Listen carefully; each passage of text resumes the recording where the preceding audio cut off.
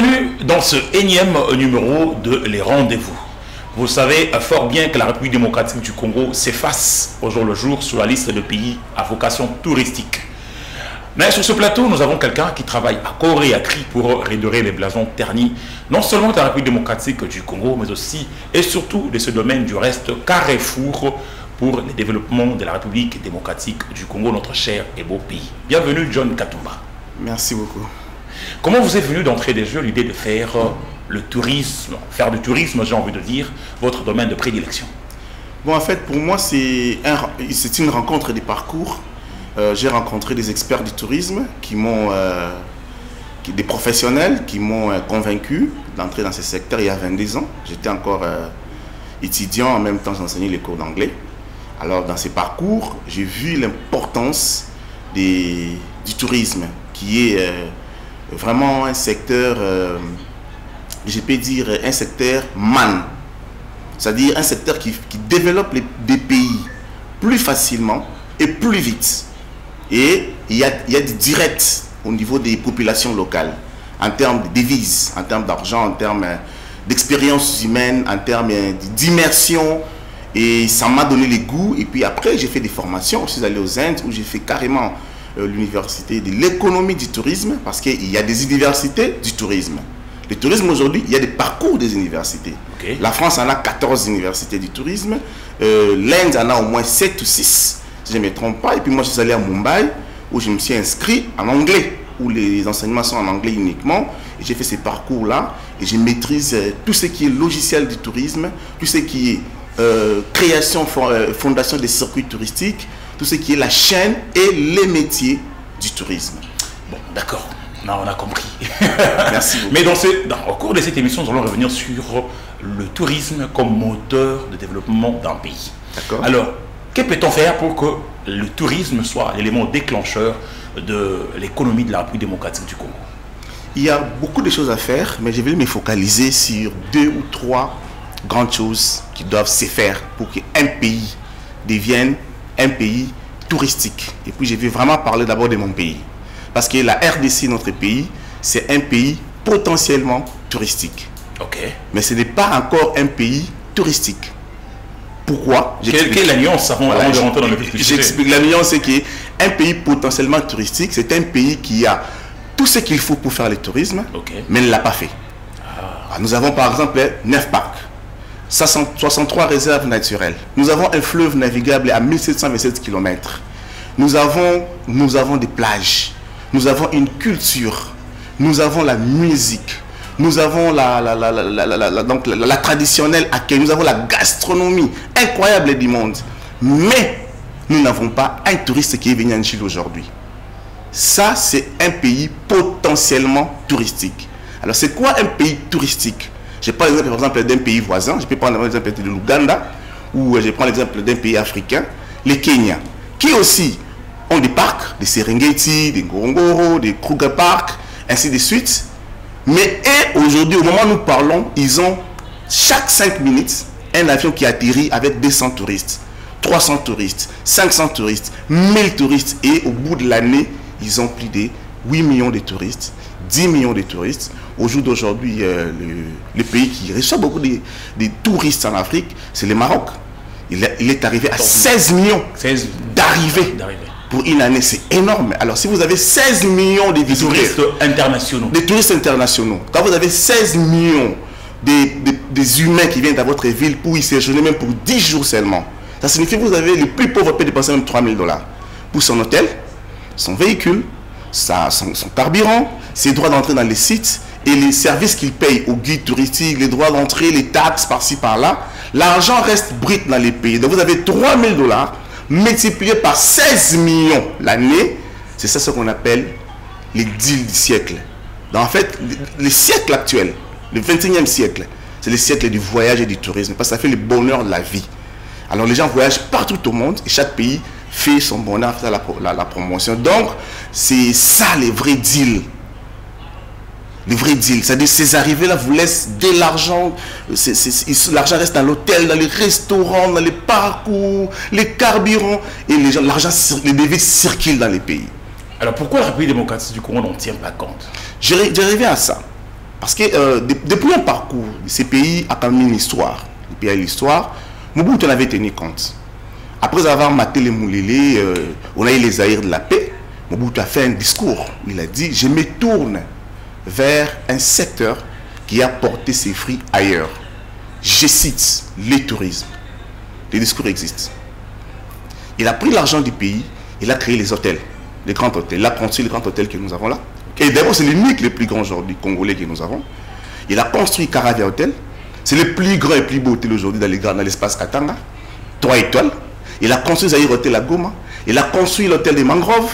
Il a construit l'hôtel dans les coins Angola qui est resté aujourd'hui au niveau de lac Maïndombe, qui est resté aujourd'hui chantier. En même moment, Mbandaka aussi, l'hôtel est resté un chantier. Jusqu'à aujourd'hui, ce n'est pas terminé.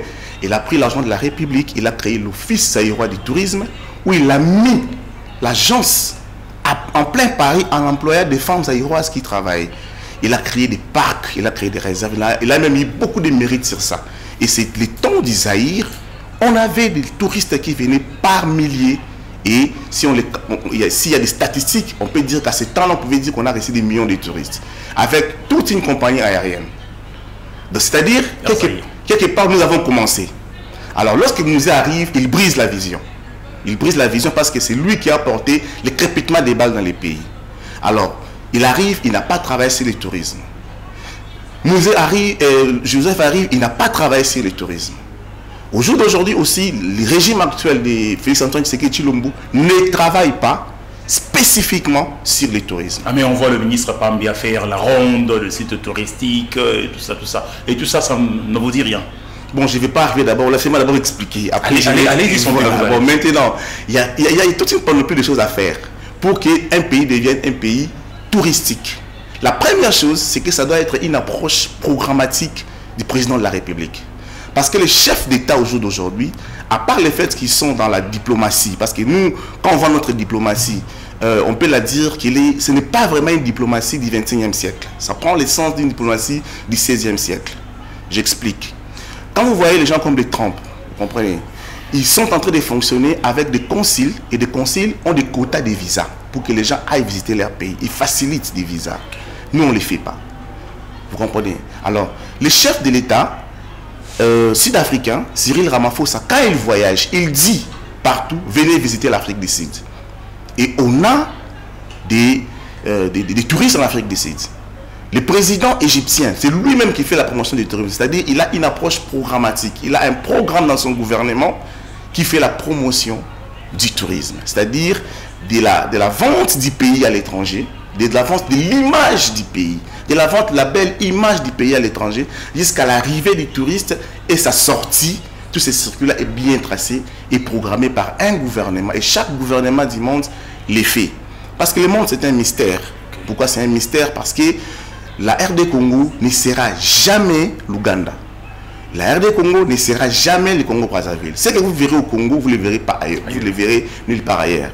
Et chaque pays au monde fait sa promotion de ses attractions majeures du tourisme. Ça, ce sont des dons que Dieu a donnés. Donc, s'il y a une approche programmatique, ça va marcher. S'il n'y en a pas, ça ne marchera pas. Au jour d'aujourd'hui, le régime en place est au pouvoir. Ça fait 6 ans. On n'a pas réussi un seul touriste qui est venu en Djili grâce aux efforts du gouvernement. Même pas un. Et aucun ministre du tourisme de Félix Tshisekedi va me dire que grâce à lui, un touriste est arrivé à Kinshasa. Que ce soit Yves Mboukoulou, que ce soit Mouderou Ntimba, que ce soit Manzinga, que ce soit l'actuel ministre, ils ne vont jamais vous dire que grâce à moi, un touriste a quitté Londres, a quitté les États-Unis, est arrivé à Kinshasa à faire un séjour. Alors, qu'est-ce qui fait que le paradigme ne change pas? C'est parce que vous ne voulez pas les approcher au fin de mettre sur table différentes problématiques qui rendent ce secteur au fin d'attirer les potentiels touristes. Ou bien c'est seulement eux qui refusent carrément de vous écouter? Bon, en fait, ils ne refusent pas de nous écouter. Mais c'est que je peux vous... Moi, j'ai rencontré des ministres. J'ai rencontré plus de 5 ministres du tourisme depuis qu'ils sont là. Ils me connaissent aussi. Alors, qu'est-ce qui fait que les choses ne changent pas? Les choses ne changent pas parce que la vision qu'ils ont, ce n'est pas la vision de faire venir des touristes à Kinshasa. Et c'est déjà laquelle? C'est la vision de consommer les finances qui génèrent les secteurs. C'est tout. Parce que le secteur a une redevance. La redevance qu'on appelle FPT. Okay. C'est 100 millions de dollars. La FPT, c'est une redevance... quand on parle d'une redevance, on a fait allusion à la redevabilité.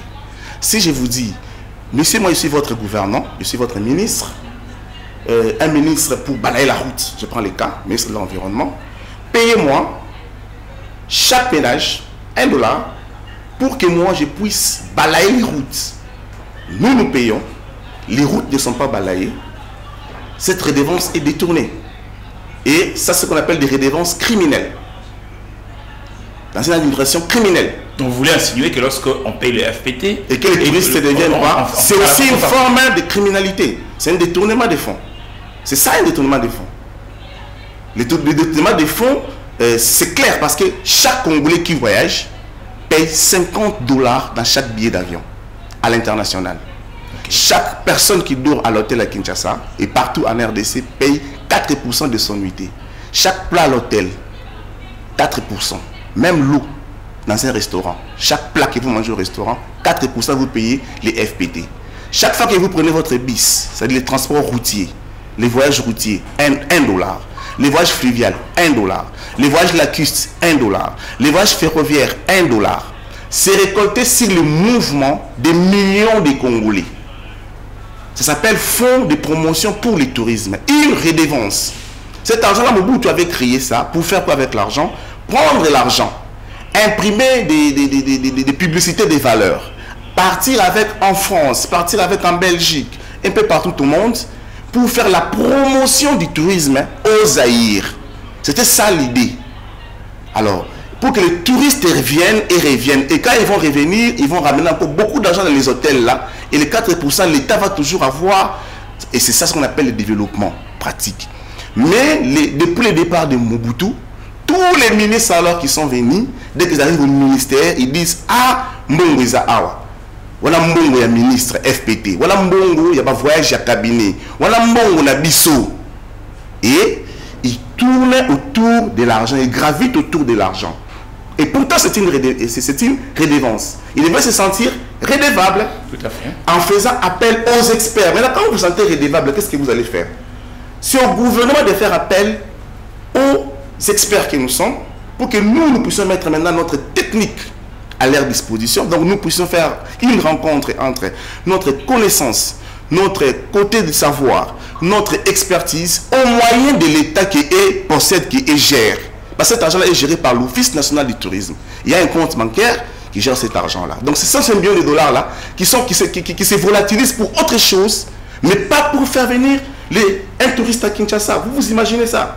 Vous pensez vraiment avec tout ce que nous avons comme attraction touristique, on ne reçoit pas de touristes et on est tranquille.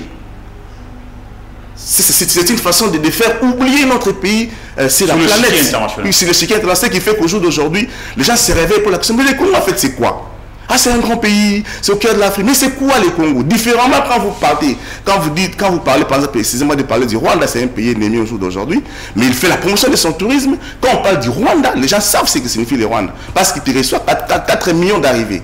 Ce sont des Allemands, des Français, qui arrivent, qui voient les pays, qui disent, ah, c'est payé comme ça. Mais nous, le pays est fermé. Parce que les gens pensent ici, il suffit d'être proche du chef de l'État, il suffit de militer politiquement pour avoir un poste. Mais être redevable, amener des résultats, ce n'est pas notre dada. Donc on est heurté autour de cette vision-là. Moi, je suis seul dans le secteur. J'ai une agence de tourisme. Depuis 22 ans, je suis là. J'amène des touristes. Là, je sais comment faire. J'ai les carnets d'adresse des tours opérateurs. Je sais comment faire. Mais si je travaille pour le gouvernement, avec les moyens du gouvernement, je vais amener des millions de touristes à Kinshasa. C'est une vérité. Et ils savent. Ils savent. Tous les ministres que j'ai rencontrés, ils savent. Même l'actuel ministre, il sait. Il sait pertinemment bien que ces jeunes-là peuvent faire un effort nous amener des touristes avec uniquement son carnet d'adresse. Mais dans son cabinet, les gens qui travaillent dans son cabinet, il n'y a pas un expert de tourisme. Même lui-même n'est pas un expert de tourisme. Est-ce que nous avons des universités qui enseignent le tourisme en République démocratique? Il n'y en a pas, il n'y en a presque pas. On a quelques écoles, mais du niveau international. Parce que le tourisme, c'est d'abord l'anglais. Ok. Si vous ne maîtrisez pas l'anglais, vous allez expliquer quoi? Vous allez parler à qui il va vous écouter? Voilà. Je vous prends au mot, John Katumba, vous venez de parler du Rwanda, mais laissez-moi aussi vous dire que le Zaïre par le passé, lorsqu'on parlait du Zaïre, on disait, il y a eu là où il y a eu combat de George Foreman et là où James Brown a joué. Si, mais vous voyez comment Mobutu voyait les pays, la vision de Mobutu. en faisant des matchs comme les Rambles de Django, il a mis les Zaïre, la RDC, l'échiquier international directement. Toutes les caméras du monde ont été braquées, ici. Mais après cet événement, qui a organisé un événement de telle ampleur?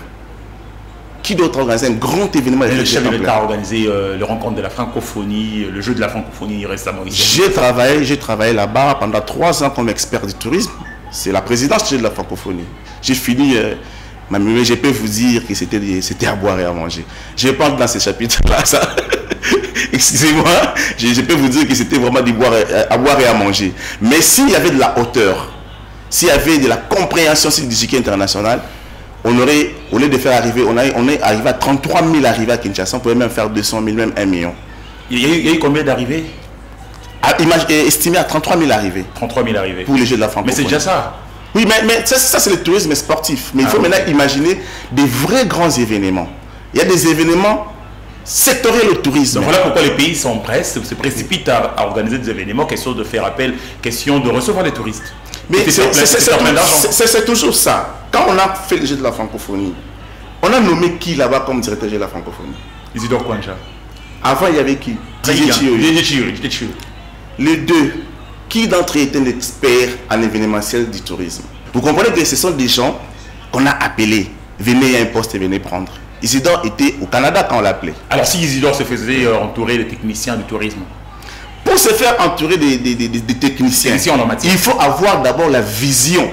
Quand vous n'avez pas la vision, vous allez vous faire entourer de vos frères dans les cabinets, comme on voit.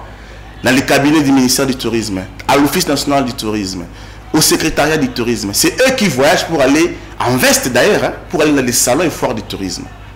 Vous comprenez? Ils ne maîtrisent rien. Mais ne maîtrisant même pas les concepts, même pas le monde du tour opérateur, les termes voyagistes, ils n'en ont pas. Parce que pour aller voir, il faut faire la formation. Vous savez, au jour d'aujourd'hui, il faut éviter au monde hein, des interlocuteurs peu valables. Des fois, on nous chasse dans des réunions à l'international, vous savez ça. Hein? Il y a des gens qui quittent Kinshasa pour aller dans des réunions internationales, on les chasse. On les dit, ça c'est vraiment nous faire passer le temps. Parce que quand un tour opérateur arrive dans notre stand, c'est un millionnaire, il n'a pas le temps à perdre. Quand vous lui dites, qui lui présente Kinshasa, qui lui présente les bonobos, qui lui présente des circuits touristiques du fleuve? C'est le frère d'un ministre. C'est le frère d'un ministre. Qui est du reste juriste. Voilà, qui est du reste juriste, il a fait le dialogue dans un parti politique, en veste, il s'est retrouvé là. Et mais lui, il sait qu'on me fait passer le temps, on me prend. Lui, l'investisseur, c'est lui qui peut vous envoyer des touristes. C'est lui qui peut dire, ok, ce circuit m'intéresse parce que vous l'avez tellement bien expliqué. Et qui êtes-vous, messieurs? Non, moi j'ai un diplôme numéroté, un diplôme ISO dans le secteur du tourisme où je maîtrise les sciences du tourisme, l'économie du tourisme, l'écotourisme. J'ai les logiciels de voyage en tête. Je sais comment signifie un voyage du début à la fin. Là où vous êtes un interlocuteur valable. C'est ce qui nous bloque. C'est ce qui nous bloque. On fait entrer dans des réunions des gens pour faire de le temps des potentiels investisseurs. Parce qu'on travaille sur le clientélisme. Les jours où le chef de l'État va décider de décaler des ministères techniques et les donner aux technocrates, le pays va découler de soi-même. Le chef d'État est parti à Davos récemment sur un projet de corridor vert. Le couloir vert qui vous grande forêt jusqu'à Kinshasa. J'ai appelé mes amis qui sont à l'ambassade, ils m'ont envoyé ces projets. Ne fils que les bouches. J'ai lu les projets, c'est un projet éco-touristique. Parce que la valeur du climat, c'est quand les gens vont visiter ces endroits-là. Tout à fait. Donc on doit y construire des écologes. On doit construire sur cette chaîne-là une gastronomie. On doit faire les guidages. Pour que les gens arrivent d'un point jusqu'à tel point, ils sont accompagnés, il y a la sécurité sur ça. Le Kenya a toute une police des touristes. La police qu'est pour les touristes. Imaginez si on créait un bataillon de 50 000 militaires consacrés à protéger les touristes en RDC. On aurait créé l'emploi parce qu'ils seront payés dans les packages que les touristes payent. C'est un projet éco-touristique. Quel est l'expert du tourisme qui a la présidence qui l'accompagne dans ces matières-là? Vous connaissez un expert du tourisme comme conseiller chef de l'État? Il n'y en a pas. On confond à la présidence les matières du tourisme et de l'environnement. Ce ne sont pas les mêmes matières. On confond les matières du tourisme aux matières de la culture. Ce ne sont pas les mêmes matières. On confond les matières de l'art aux matières du tourisme. C'est pas ça le cas. C'est pas ça le cas. La France n'a pas un ministre du tourisme. Okay. La France a une agence du tourisme au niveau du ministère des Affaires étrangères. Mais la France te reçoit, à partir de cette agence-là, ils peuvent te recevoir 80 millions d'arrivées. Et c'est le premier pays touristique au monde, la France. Ils n'ont pas de mines. Ils n'ont pas ils ne vivent que du tourisme. Essentiellement du tourisme. Parce que quand vous avez 80 millions d'arrivées, le plus pauvre va dépenser 3 000 euros. 3 000 euros multipliés par 80 millions, ce sont des milliards de dollars qui rendent ces pays-là riches. C'est pour ça qu'un hôtelier parisien n'est pas n'importe qui. Un restaurateur à Paris n'est pas n'importe qui. Non seulement qu'il reçoit l'argent, il a aussi les carnets d'adresse. Il a des carnets d'adresse. Ils sont dans le monde. Nous avons bloqué notre propre pays à cause de nos intérêts mesquins. À cause des... Et même au niveau de la primature. Quel est l'expert du tourisme qui accompagne la première dame? Vous connaissez un seul dans le cabinet de Madame Soumouinou qui est maître des matières éco-touristiques, qui peut développer le tourisme dans ces contrats-là de Davos, parce que c'est un grand contrat qui peut ramener énormément de l'argent dans ces pays. C'est les matières climat et autres. Même au niveau du ministère du tourisme, parlons-en, parlons vrai. Parlons-en, parlons vrai. Quel est l'expert du tourisme qui est là, qui va mener ces projets-là pour dire au chef de l'État, voici, je suis ministre du tourisme, je suis votre agent technique en matière de tourisme et je propose ça. Personne. Personne. Même au niveau de l'ONT. Personne. Parce que même à l'Office national du tourisme, qui est là-bas comme expert du tourisme? Vous avez lu les CV du DG? Vous avez lu? On vous a dit que c'était un expert du tourisme avant d'être DG de l'Office national du tourisme. Donc si je comprends bien, vous voulez insinuer que les gens apprennent beaucoup plus sur l'État? Si. Ce sont des novices. Ils viennent apprendre sur place. Ce qui fait que tous les ministres du tourisme que vous avez vus ont tenté de faire une petite création. Chacun crée quelque chose quand il est là. Vous comprenez, n'est-ce pas? Mais personne ne va vous dire qu'à cause de moi, un touriste est arrivé à Kinshasa. Le rôle d'un ministre du tourisme, le rôle de l'Office national du tourisme, c'est de faire la promotion. Mais les résultats, ce sont les arrivées des touristes à l'aéroport. Alors, tant qu'il n'y a pas d'arrivée des touristes en Djili, tant qu'il n'y a pas d'arrivée des touristes à l'aéroport de Loano, vous comprenez, n'est-ce pas? À quoi sert le ministère du tourisme? Qu'est-ce que ça vous fait lorsque vous apprenez, par exemple, que le secteur marocain, je vais dire le secteur touristique, c'est à peine 900 000 emplois et 16 millions d'arrivées. Alors, essayez de comparer avec la République démocratique du Congo. Qu'est-ce que ça vous fait en tant que technicien en la matière? Je ne veux même pas arriver aux Marocains, parce que les Marocains, on va dire... Ils sont beaucoup plus avancés. Je parle même de la Côte d'Ivoire ici. La Côte d'Ivoire a fait le jeu de la francophonie. Ceux qui ont organisé le jeu de la francophonie sont devenus qui? C'est lui qui a fait le jeu de la francophonie en Côte d'Ivoire est devenu Premier ministre. La hauteur. Le chef d'État a refait son cabinet. Vous connaissez les noms de quelqu'un qui a fait le jeu de la francophonie qui a été remercié là-bas? Personne. Donc le secteur touristique est régressé. Ils ont fait la Cannes. Ils ont nommé la Cannes quoi? Cannes de l'hospitalité. L'hospitalité, c'est le tourisme. Vous avez vu le nombre des avions qui ont descendu là-bas? Des jets privés pour aller en Côte d'Ivoire, suivre les matchs et passer des bons moments. Vous avez vu? Mais John Katumba, le tourisme, c'est également la sécurité. Un pays en guerre, comment est-ce qu'il peut organiser le tourisme comme vous le voulez que ça puisse se passer en République démocratique? Là est la question, et si nous faisons une erreur monumentale, quand nous disons que nous sommes en insécurité, nous jouons les jeux de nos ennemis. Voici ce que je vais expliquer. Il n'y a aucun pays au monde, alors aucun, qui aura la paix de Jérusalem céleste. Où vous pouvez vous promener partout quand vous voulez à n'importe quelle heure. Aucun pays au monde. Qu'est-ce que vous voulez insinuer? C'est-à-dire comme il y a eu Grand Bassam, l'attaque de Grand Bassam, c'est-à-dire il y a eu également attaque au Maroc. Non, je vais vous expliquer ça clairement. Je vous dis ceci, qu'il n'y a aucun pays au monde où il fera bon vivre qui aura la paix de Jérusalem céleste. Je prends d'abord Jérusalem, la capitale d'Israël, qui te reçoit énormément de touristes pour les pèlerinages de Jésus-Christ. Récemment même, les Vital Kamer étaient là. Vous comprenez, n'est-ce pas? Ils ont le terrorisme. Vous comprenez, n'est-ce pas? Mais ils savent vendre le tourisme. Donc, le fait que l'on dise que la RDC est un pays miné par la guerre... Nous-mêmes, on ne sait pas répondre, on ne sait pas réagir. Lorsqu'on prend la RDC, on la superpose en Europe. On a 9 pays. On a 9 pays. Vous comprenez, n'est-ce pas? On ne sait pas vendre. Même les ça s'appelle quoi, on ne sait pas dire aux touristes que le fleuve Congo, comprenez, n'est-ce pas, à 1700 km de navigabilité, vous pouvez investir dans les bateaux là-bas, amener des touristes et vous n'aurez pas d'attaque. On peut leur dire que dans les bas Congo ici, comprenez, n'est-ce pas, il y a les poissons avec l'Ambazangungu. Il y a les poissons avec l'Ambazangungu, il y a les tourismes spéologiques avec les grottes, il y a 47 km de plages, il y a l'embouchure du fleuve Congo, il y a toute une forêt de mangroves, le parc marin des mangroves, avec des hippopotames. Oui, à Mwanda, avec des hippopotames, avec même des éléphants. Vous comprenez, n'est-ce pas? Est-ce que quand ça tire à Goma, ça a tiré aussi à Mwanda? C'est parce qu'on n'y met pas des gens qui savent la communication du tourisme. C'est très différent de n'importe quelle communication.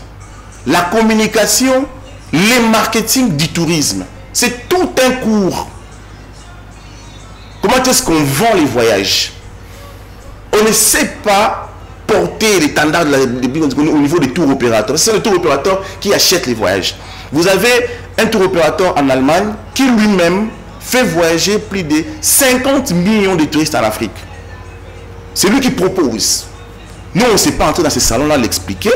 Que non, mais si vous envoyez vos touristes en RDC, avec notre approche programmatique, voici notre plan de l'air sécurisé. Parce que le tourisme est toujours organisé. Vous ne pouvez pas vous pavaner dans un pays d'autrui comme ça. Non, le tourisme, c'est un programme. Okay. 9 heures juste, on va vous prendre dans l'hôtel, vous allez visiter ça, à 10 heures vous faites ça, on vous remet à l'hôtel. C'est ce que font les agences. Vous comprenez? Vous pouvez partir à Dubaï, vous dites, bon, je vais me promener à Dubaï. Vous allez seul, c'est normal, c'est un pays comme ça. Comme quelqu'un quitte la France, il se promène à Kinshasa, bon, il part à Bandal, c'est normal. Mais pour faire les circuits touristiques, vous avez besoin d'un guide touristique. Vous comprenez ça? Et le tourisme à l'Afrique est toujours organisé. Personne ne peut se pavaner en Afrique comme il veut. Au Bénin, partout en Afrique, il y a toujours des approches programmatiques. Là, on te prend aéroport, hôtel, demain c'est les parcs, le lendemain c'est les chutes, le surlendemain on vous retourne, le soir vous avez ça, et puis votre séjour termine, on vous raccompagne à l'aéroport. C'est ça le tourisme. Vous ne pouvez pas commencer à aller vous retrouver dans un salon touristique, vous mettez la photo du chef de l'État. Par exemple, j'ai vu à Madrid, on a mis la photo du chef de l'État. C'est un crime sur le plan touristique. On a politisé ce qui n'est pas politisable. Ah, ok. Oui, les touristes viennent pour les pays, ils ne viennent pas pour les présidents. Si moi j'ai besoin d'aller en France, est-ce que j'ai besoin d'aller voir Macron? Est-ce que j'ai besoin de la photo de Macron? On politise tout. On fait la semaine congolaise du tourisme, on voit les réfugiés du chef de l'État, les réfugiés des politiciens. Ça n'a aucun sens. On devait voir quoi? On devait voir les circuits touristiques de Tanganyika, les circuits touristiques de Lualaba, les circuits touristiques de Mwanda. Les ministres provinciaux du tourisme envoient des guides touristiques de Lualaba. Pas les ministres qui vont venir expliquer. Qui vont venir expliquer. Pas les ministres, il est administratif. Le ministre, c'est un technicien administratif. Le ministre, il est là comme organe technique d'accompagnement, des intelligences et des savoir-faire pour avoir des résultats. C'est ça un ministère. Le ministre ne devient pas guide touristique. Parce que c'est Madrid, et bien il y a un vol à prendre. Je payerai mon billet en business class au nom de la caisse, au nom de l'argent du pays. Je m'y rendrai et puis je retourne, ben, j'ai fait des photos, et puis ben voilà. Mais il n'y a pas un touriste qui arrive. Combien de fois on a vu les délégations congolaises dans des salons du tourisme? Vous avez vu un touriste venir ici. Modero Simba l'a fait. Il est passé avec 80 personnes à mener héritier Watanabe là-bas. Est-ce qu'un touriste est venu par rapport à ça?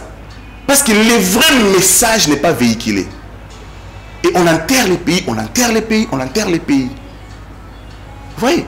Mais ce que les autres font, les Marocains ne vous avez fait allusion là, ils ne jouent pas avec leur secteur. Le ministre marocain du tourisme, c'est lui le bras droit du roi. C'est celui qui fait rentrer de l'argent. Voilà, c'est lui le bras droit du roi. Il est même plus influent que les premiers ministres.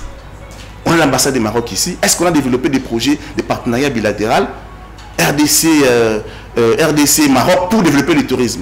Alors, John Katumba, vous avez tout dit. Alors, Que doit-on faire pour que le paradigme puisse changer véritablement? Véritablement, le chef de l'État doit décider. Il doit dire, mais parce que lui-même l'a dit, dans beaucoup de discours, je vais développer le secteur du tourisme. Donc entre le dire et le faire, il y a une démarche à faire. Il y a un trou. Parce que ceux qui l'accompagnent dans ce secteur sont venus de l'Europe. Les gens qui sont nommés dans ce secteur sont venus de l'Europe. Ils ont vécu beaucoup d'années en Europe. Ils ne maîtrisent pas les circuits de bonobos. Ils ne connaissent pas les sankourous, c'est où. Comment est-ce qu'on entre dans des forêts de sankourous pour rencontrer des gorilles. Comment est-ce qu'on fait pour faire la promotion des parcs de Virunga. Même en guerre. Même en guerre, les touristes descendent à Virunga. Vous comprenez? Les gens qui travaillent avec lui ne maîtrisent pas ces secteurs. Il n'a pas un conseiller en matière de tourisme. Si lui-même n'a pas décidé de travailler avec des experts, ça ne marchera pas. Il terminera ses mandats, on n'aura pas un touriste qui viendra. Même pas un seul. Parce que vous-même, les acteurs du secteur, vous travaillez aussi, je dirais, dans un cercle fermé. Vous n'avez pas travaillé avec les autres, vous faites cavalier, cavalier seul, etc. Comment vous voulez que les choses changent? Non. Moi, j'ai écrit, personnellement, j'ai écrit. J'ai écrit depuis que Joseph... Vous avez écrit à qui? Depuis que Joseph Kabila était au pouvoir, je l'ai écrit, j'ai des lettres. Quand Félix est arrivé, j'ai écrit. J'ai envoyé des projets. J'ai des copies. Depuis que le ministre, même l'actuel ministre Didier Piamba, il a mes projets que j'ai déposés sur sa table. Les projets pour faire que les touristes arrivent. On commence par 1, 2, 3 000 touristes par mois et ainsi de suite. Ce n'est pas des projets dont on voit là. Vous descendez à l'aéroport, vous voyez les fusils du chef de l'État. Voilà. En fait, on confond tout.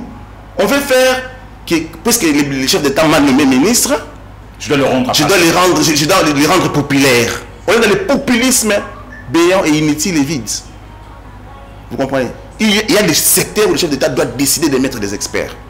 Comme l'environnement, les tourismes. Vous avez l'argent qu'on perd chaque jour sur les dossiers climat.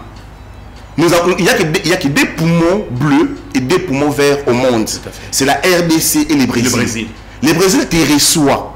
Le monde entier respecte les Brésiliens et leur donne 50 milliards de dollars chaque année pour préserver la forêt.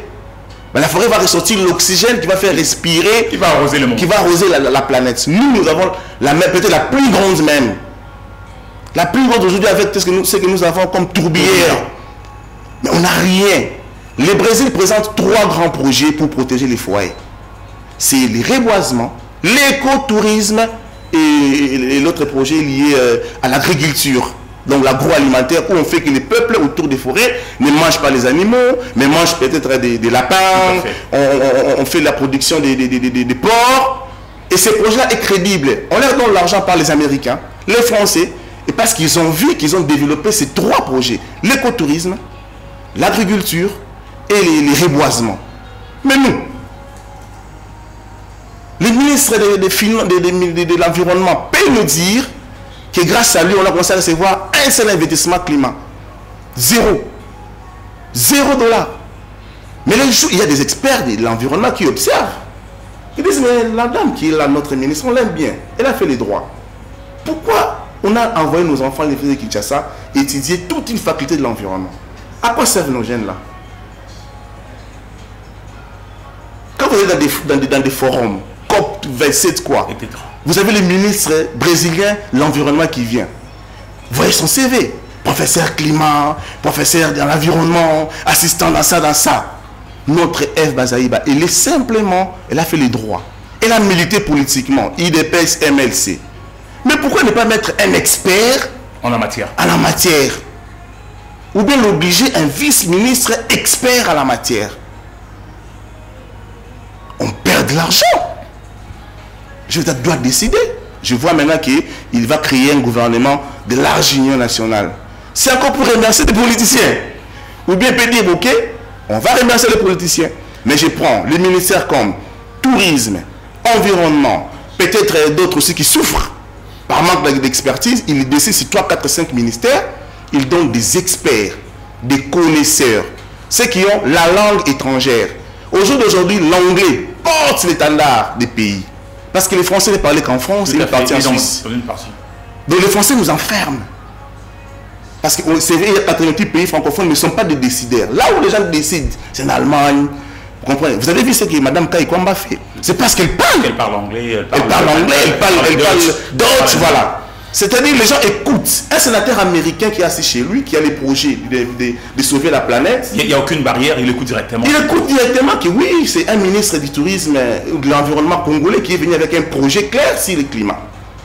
Parce qu'aujourd'hui, le monde entier ne veut plus mettre l'argent chez les ONG. Il veut financer directement des gouvernements.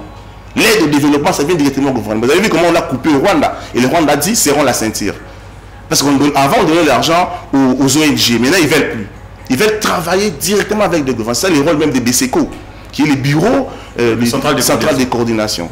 Le monde a tellement changé. Mais nous, on se présente comme des gens qui ont une administration du 18e siècle et du 19e siècle. Mais vous ne voyez pas que vous avez peut-être échoué parce que vous avez fait cavalier seul. Si vous vous faites accompagner par exemple de techniciens qui sont dans une même logique que vous pourriez pousser les pions beaucoup plus loin. Oui, mais moi, je ne peux pas travailler seul, c'est pas possible. Je suis président d'un consortium des opérateurs touristiques ici. En même temps, je suis le point focal des professionnels du tourisme privé, reconnu même par l'OMT. Je travaille énormément avec des experts du tourisme africain. Pourquoi ne pas travailler de manière synchrone avec, par exemple, le gouvernement? Partez d'abord du gouvernement. Les politiciens n'écoutent pas les experts. Au Congo, c'est ça. Ils ont Tanabiso, ils ont Koknabiso. Ils ont des photos liées. Tosali, Asama politique Nabiso, Tozu ministère Nabiso. Vous comprenez comment ça fonctionne chez nous? Mais il faut qu'il y ait un leader qui dit, ah, c'est vrai que je ne donne pas tout aux politiciens. Mais quand vous... Ça, c'est le chef d'État qui doit décider. Parlez-nous un peu de ce que vous recevez comme touriste. C'est bien que c'est au compte-gouttes. Oui. Ceux-là qui arrivent là, quels sont comment est-ce qu'ils expérimentent la République démocratique du Congo et quel est le feedback qu'ils... Moi, je suis une agence privée. Je ne peux pas jouer avec la réputation d'abord de mon agence et du pays. Donc moi, j'ai des tours opérateurs qui sont en Allemagne, qui m'envoient des touristes. Je peux recevoir par année même 400, des fois 1000 dans mon agence. Qui viennent janvier, février, j'ai des gens qui viennent. Moi, je peux vous dire que j'attends, c'est moi ici, par exemple, 400 touristes japonais qui viennent. Les contrats, c'est un contrat aéroport-aéroport. Je leur donne un package où il y a l'hôtel dedans, transport, les véhicules, carburant, guide touristique, doit rentrer dans les sites, restauration. Et puis, ça peut faire $3000 par personne. Ils sont, par exemple, un groupe de 20. $3000 fois 20, ça te fait quand même quelque chose. Un montant. Ils envoient directement dans mon compte bancaire. Des fois, ils payent 6 mois avant leur voyage. Alors moi, à mon tour, je contacte l'hôtelier. Je fais mon contrat de prix préférentiel où je donne mes conditions pour recevoir mes clients. Des fois, j'ai même dans des chambres pour exiger les remplacements des équipements, les lits et autres. Parce que si un touriste passe nuit dans ton hôtel et qui est à mon niveau, tu sais quoi, ce n'est pas ton hôtel qui perd, c'est pas moi qui perds, c'est les pays. J'étais au Congo. Tu as vu les hôtels au Congo, et puis il va filmer sur les Congo qui va partir. On va essayer énormément des choses. Parce que la bonne clientèle, c'est exactement quand les gens reviennent. Quand vous avez les mêmes personnes qui sont parties, qui sont revenues, avec d'autres personnes qui ont recommandé. Donc nous sommes des jeunes du pays qui avons ouvert le pays au monde. Ça fait 22 ans aujourd'hui. C'est nous qui vendons la bonne image du pays, bien que le pays est en guerre. Que conseillerez-vous à ceux-là qui aimeraient s'aventurer dans ces domaines qu'est le tourisme? J'invite les Congolais à aimer le tourisme, à travailler. Il y a beaucoup d'argent là-bas. Vous ne manquerez pas l'argent. Mais aimer ne suffit pas. Il faut aller à l'université apprendre. D'abord, il faut aimer et puis avoir la vocation. Il y a même des cours en ligne. Hein. Il y a des cours en ligne. Si vous n'avez pas moyen de voyager, vous pouvez vous former en ligne. Mais la bonne formation, c'est la pratique. C'est la pratique. On n'a même pas de journalistes du tourisme. Et pourtant, vous allez en Afrique du Sud, vous allez trouver énormément de journalistes du tourisme qui suivent les hôteliers, qui suivent les arrivées des touristes, qui suivent lorsque le gouvernement déplace les sites africains pour aller faire la promotion de l'Afrique du Sud ailleurs, à ITB Berlin, Indaba. Ils ont fait même des événements comme Indaba Tourisme. Indaba Mining, Indaba Tourisme. Laissez d'abord Mining, Indaba Tourisme. Ça te prend combien d'arrivées qui vont en Afrique du Sud pour Indaba? Pas moins de 100 000 arrivées. Vous voyez comment les prix, comment développer leur pays sans toucher aux mines et sans toucher aux armes. Parce que nous, comme il faut aller voilà. C'est là qui fait vivre voilà. L'argent facile. Non, le pays est très beau. Je vais vous dire une vérité, mon frère. La RDC, l'Afrique, c'est le plus beau continent au monde. En termes de forêts, les eaux, les shit, les paradis terrestres, c'est l'Afrique. Mais il n'y a pas en Afrique un pays plus beau que la RDC. Donc la RDC, c'est les plus beaux pays d'Afrique. Avant de terminer, je suis quinois. Est-ce que Kinshasa est aussi touristique? Kinshasa est touristique. Parce que nous, on ne peut pas vendre Kinshasa poubelle. Non. C'est une ville touristique. Parce que le fleuve Congo est à Kinshasa. Le fleuve Congo, c'est beau de faire les randonnées fluviales sur le fleuve. Moi, je vends les randonnées fluviales sur le fleuve. Ce sont les ambassades qui achètent ça. Un dimanche, ils m'appellent, ils sont 20, ils sont 25, j'organise.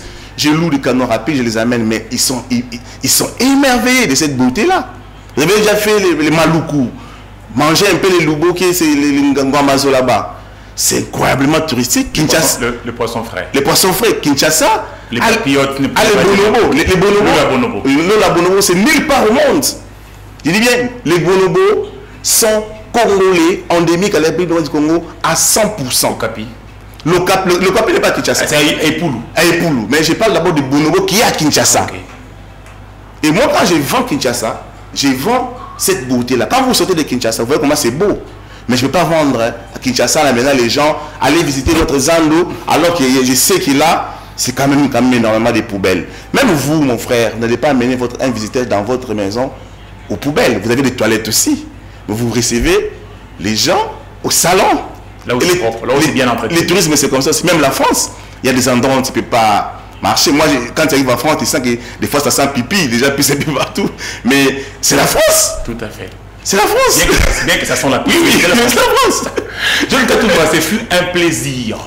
Et les portes de cette émission sont restées grandement ouvertes afin de revenir à tout moment question de parler de ces secteurs, du reste carrefour de tous les secteurs. Parce qu'on voit le tourisme, il y a la culture dedans, le sport dedans, il est la sécurité dedans, et au final, nous ça prend tout un pays. Il est transversal. Merci d'avoir accepté notre invitation. C'est moi qui vous remercie. Mesdames, Messieurs, c'est par ici que nous mettons un point final à ces rendez-vous de rendez-vous. Prenez contact avec nous et nous allons vous satisfaire, bien entendu, avec un nouvel invité dans une autre capsule. Quant à moi, je vous dis au revoir et je vous retrouve prochainement.